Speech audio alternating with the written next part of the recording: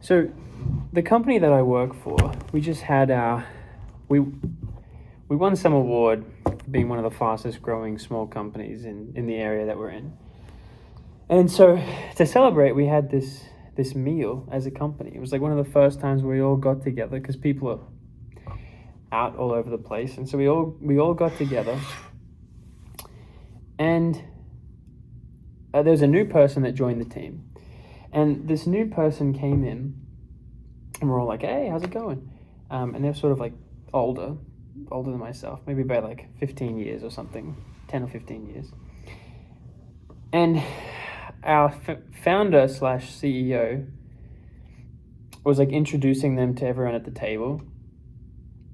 And he turned to me. He was like, this is so-and-so, they do this is so-and-so, they do this is so-and-so.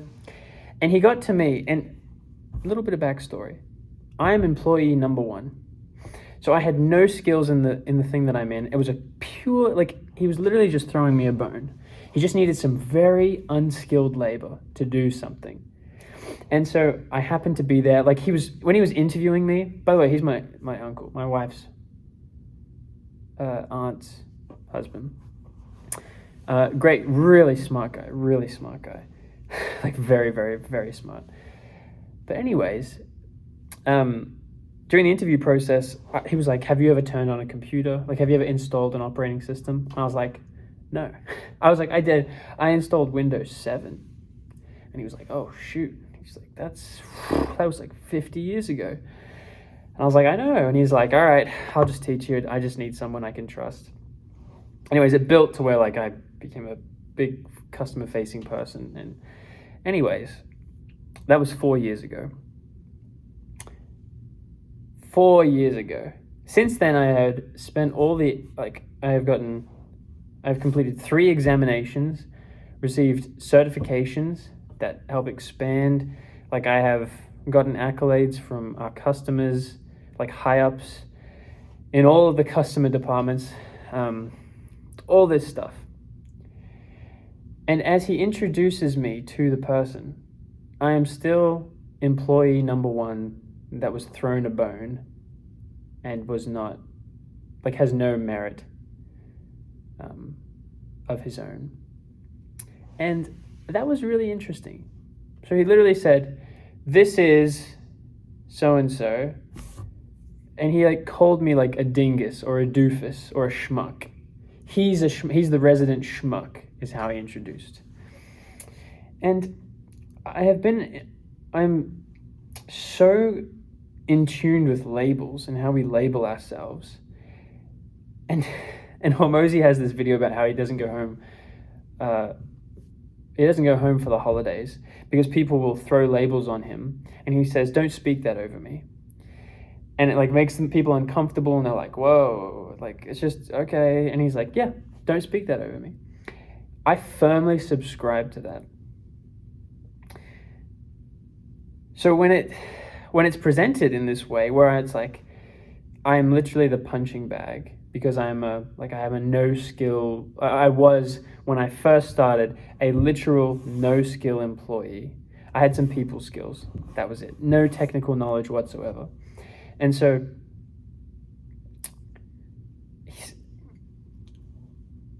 it's like I haven't been able to shed that in his mind to where he will literally introduce me as a schmuck. And I'm in such a weird zone where family threw me a bone, helped me. I don't want to be like at a table of 8 people. Don't speak that over me. Don't call me that. Because there's a respect I want to maintain, and maybe that's a limiting belief. Maybe I should say that. Like, don't call me that. I'm the highest performing person in my position at this company. You know? Because then I proceeded to have a in-depth 30-minute conversation with the virtual chief technology officer. It's like 12 people in our company, but he talks to all the businesses that we help run and consults with them. And I'm duking it out with him. I'm like having a very rousing discussion about business, life, like all this stuff. And everyone else is talking about their favorite food and whatever. Like the resident schmuck. It's such an unhelpful label. Like it's not helpful. And I hope that if I ever succeed and have my own multi-million-dollar company, that I treat everyone with respect. Or at least label them in a way that I expect a lot from them, instead of treating them as they had always been. Because I think it takes almost a growth mindset for the founder to, like there's a certain type of growth mindset, not just from the person that needs to grow up, but the person that saw them as this lesser thing. It's like, no, you can do this, and look at you. And now I view you as an equal, or I view you as this or that. It was like I was buttressed up against for the first time. It's like I am so used to like laughing it off and joking, and I'm just so like, that is not who I am at all. It was such a weird moment. And I literally stepped out of the office to make this video because, I don't know, it's just on my mind. It's an oddity, and I think I'm learning a lot from it, both from the future perspective of me talking to someone else and myself, how I feel about things myself. What this also brings out is just how much I've changed as an individual in the last year. The last year has undoubtedly been the biggest change in who I am and development in character that I've ever had in my entire life up until this point.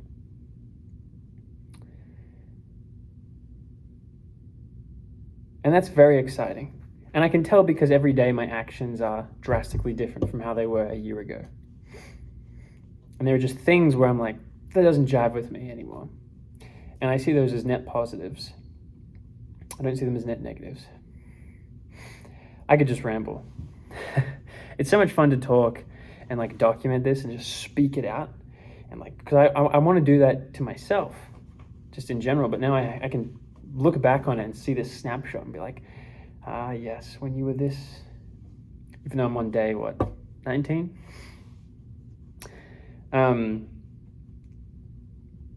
Yeah, that call yesterday, the sales call, I did not close them, but I think I said it on the call. I didn't really want to close them because it would be very, very messy.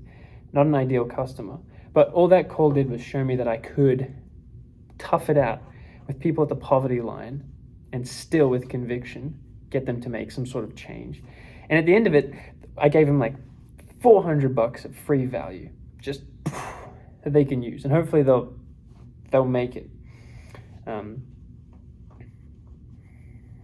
But it was fun.